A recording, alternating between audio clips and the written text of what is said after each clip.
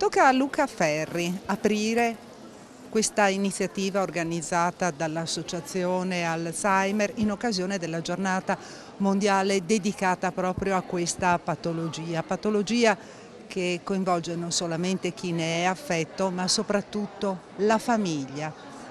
Quindi una patologia molto importante che va affrontata in un certo modo, per la quale tra l'altro non ci sono delle cure specifiche, se non delle terapie che tendono a rallentarla. Luca Ferri quindi apre questa giornata qui sotto la loggia del Lionel.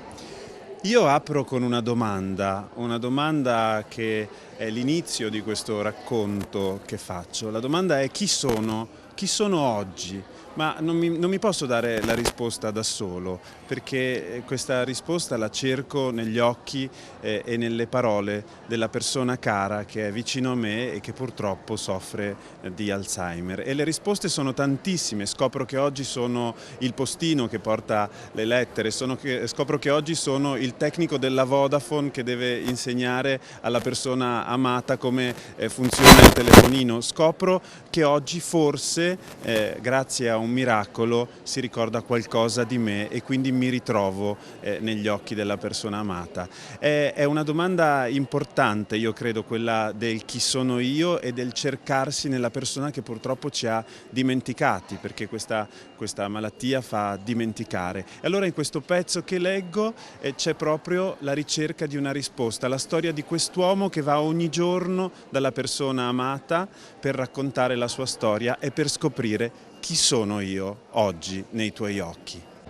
Dottor Cancelli, abbiamo detto non esiste una terapia che possa guarire definitivamente, ci sono solamente delle terapie che riescono a rallentare la patologia, però vi siete resi conto che effettivamente la prevenzione è quella che serve maggiormente. In questo momento la prevenzione è l'aspetto più importante, non abbiamo una cura per questa malattia ma la possiamo prevenire. Ci sono degli studi che sembrano dimostrare che quasi il 40% dei casi di demenza potrebbe essere prevenuto se si mettessero in atto tutta una serie di strategie di vita sana per prevenirla.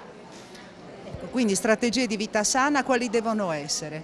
Per prima cosa rimanere attivi, e quando dico rimanere attivi vuol dire rimanere attivi da un punto di vista fisico, da un punto di vista sociale e da un punto di vista mentale. Questi sono degli aspetti fondamentali perché sono tre aspetti dell'attività dell'essere umano che hanno un'azione sul cervello che si è visto di aumentare la sua resistenza alle malattie neurodegenerative, la sua resilienza, come si direbbe adesso ultimamente. Quindi fanno anche ritardare in un certo qual modo l'insorgenza della patologia. Esattamente, nella sostanza la fanno ritardare o comunque la posticipano così in là che alla fine la probabilità di svilupparla è nettamente inferiore. Iniziativa per coinvolgere le famiglie soprattutto, delle persone che sono colpite appunto dall'Alzheimer. Una giornata per ricordare che loro ci sono e che hanno bisogno di essere sostenute.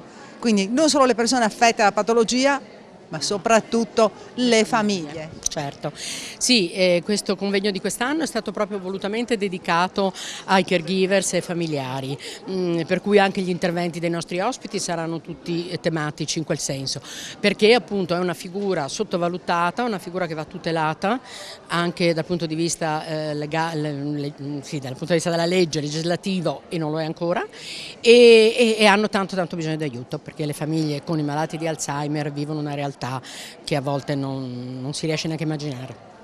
Ecco, a questo punto a chi possono fare riferimento le persone malate d'Alzheimer? A chi si rivolgono? E i familiari a chi si rivolgono?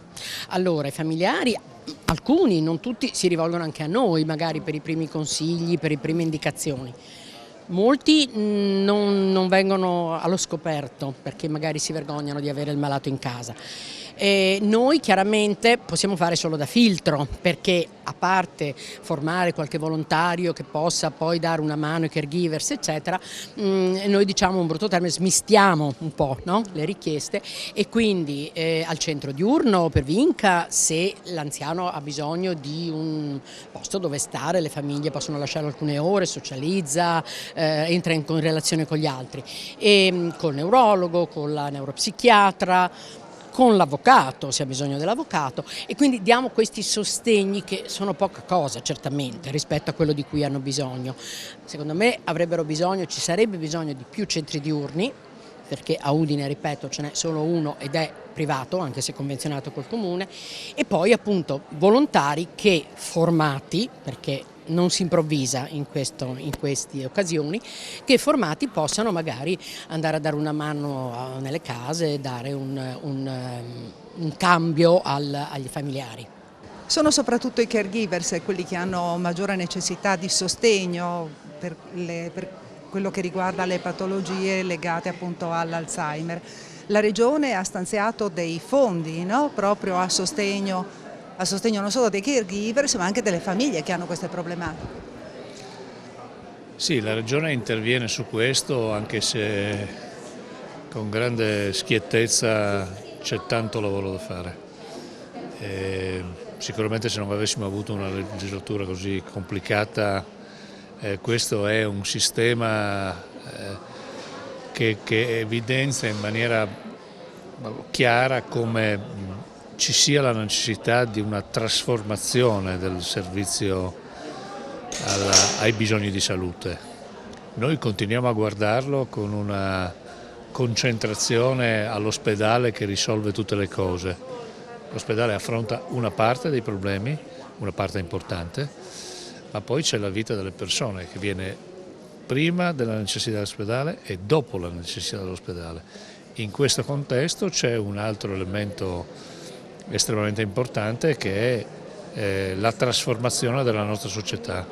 Noi viviamo molto di più e fortunatamente riuscendo a vivere molto di più siamo soggetti a delle cronicità che si presentano in diverse forme. Quella dell'Alzheimer è sicuramente una delle più acute, quindi è chiaro che la rete a sostegno dell'assistenza sanitaria, ma dall'assistenza della vita di queste persone che si inseriscono, queste persone non vivono da sole e quindi c'è la necessità di rafforzare i processi domiciliari e c'è un tema legato ovviamente alle famiglie e alle persone che si occupano di queste persone. Ecco, in effetti la Presidente della stessa associazione dice avremo la necessità anche qui in città di avere maggiori centri, maggiori punti di riferimento per centri diurni. Attualmente c'è solamente questo, cioè la Pervinca. È possibile arrivare anche a questo perché c'è anche la necessità di avere del personale volontario formato. Intanto noi possiamo contare su un'alleanza importante e quindi una disponibilità importante di un sistema del terzo settore che ci consentirebbe, anzi già ci consente, di dare risposte importanti. Poi è evidente che c'è tutta un'attività legata anche a delle strutture, come diceva lei, diurne, che possono trovare spazi. Insomma, il patrimonio pubblico di questa regione, comune per comune, ha molte disponibilità. Io penso che su questo bisognerà fare un grande piano straordinario per consentire alle persone e alle persone che vivono con queste persone di avere una vita sostenibile, dove, ripeto, il tema della risposta sanitaria è una parte, la salute è una cosa ben più ampia. Come interviene il Comune di Udine a favore delle famiglie, dei caregivers, a favore delle persone che soffrono appunto di questa patologia? Beh, per la parte sanitaria, quello che riguarda l'Alzheimer, ovviamente è una competenza regionale e la Regione interviene massicciamente sul settore, diciamo, più terapeutico. Il compito del Comune è quello di mettere in atto tutta una serie di azioni e campagne di prevenzione, nonché anche attività volte a prevenire il decadimento cognitivo e comunque a favorire l'invecchiamento attivo. E quindi tutta una serie di attività e di programmi e progetti che sono volti a prevenire questo tipo di patologie degenerative. E poi il Comune anche sostiene una serie di attività che sono volte agli incontri con specialisti del settore, questo destinato e diretto ai caregiver, e anche dei gruppi di automutuo aiuto con degli psicoterapeuti che sono di sostegno, spalleggiano e sostengono le persone e i familiari dei pazienti con Alzheimer. Udine, l'attività di Udine in questo settore è stata particolarmente apprezzata, c'è un ufficio specifico che si chiama Città Sane che proprio si dedica a questo tipo di attività e è stato di recente chiamato a relazionare su quelle che sono le attività del Comune proprio al convegno della sezione Europa dell'Organizzazione Mondiale della Sanità, proprio perché le azioni messe in campo, diciamo, globalmente per i progetti di prevenzione del decadimento cognitivo e promozione dell'invecchiamento attivo sono stati particolarmente apprezzati. Ho visto, siamo a Udine. Udine, il comune ha voluto dare un segnale, no, di sostegno appunto alla giornata internazionale dedicata alle demenze. Il colore viola, qui oggi lo vediamo nelle piante, ma anche illuminando i monumenti della città. Sì, questo in realtà l'abbiamo fatto anche gli altri anni, quest'anno diciamo è stato per un maggior numero di giorni e per un'estensione maggiore, ma Comune Udine è sempre stato vicino all'associazione Alzheimer e quindi anche sostenendo tutte le attività in maniera incondizionata che mette in campo l'associazione Alzheimer, che svolge un ruolo preziosissimo e insostituibile non soltanto a sostegno dei pazienti ma soprattutto anche delle famiglie.